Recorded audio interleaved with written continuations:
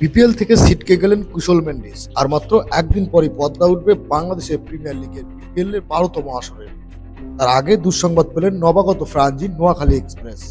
ফ্রাঞ্জিটির অন্যতম বিদেশি চমক ছিল কুশল মেন্ডিস। খেলা হচ্ছে না তার এই আসরটিতেও।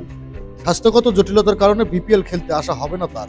একই কারণে খেলতে পারবেন না চলমান আইএল টি-20তেও। গত সপ্তাহে দুবাইয়ের জরুরি অস্ত্রোপচার হয়েছে শ্রীলঙ্কার এই উইকেট রক্ষক ব্যাটারের। চিকিৎসকরা তার মূত্রথলিতে পাথর শনাক্ত করলে তাৎক্ষণিক চিকিৎসা প্রয়োজন হয়। অস্ত্রোপচার সফলভাবে সম্পূর্ণ হয়েছে এবং তাকে পূর্ণ বিশ্রামে থাকার পরামর্শ দেওয়া হয়েছে। প্রতিযোগিতামূলক ক্রিকেটে তার ফেরার নির্দিষ্ট সময়সূচি জানা যায়নি, যার কারণে আইএল টি-20তে সঙ্গে বিপিএল থেকেও ছিটকে গেলেন তিনি। গত 10 ডিসেম্বর আইএল টি-20 শারজা ওয়ারিসের হয়ে এক ম্যাচ খেলেছিলেন কুশল। টুর্নামেন্টের মাঝপথেই শারীরিক জটিলতা দেখা দিলে পরিস্থিতি গুরুত্ব বিবেচনায় তাকে তাৎক্ষণিক চিকিৎসা দেওয়া হয়। আইপিএল, পিএসএসএল সহ বিশ্বব্যাপী একাধিক ফ্রাঞ্জি লিগে নিয়মিত খেলা ও ক্রিকেটারকে না পাওয়া নোয়াখালীর জন্য বড় ক্ষতি বলে চলে।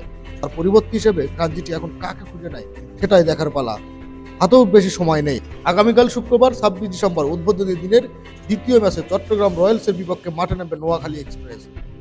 খেলাধুলার আপডেট নিউজ পেতে চ্যানেলটি সাবস্ক্রাইব করে সাথে থাকুন।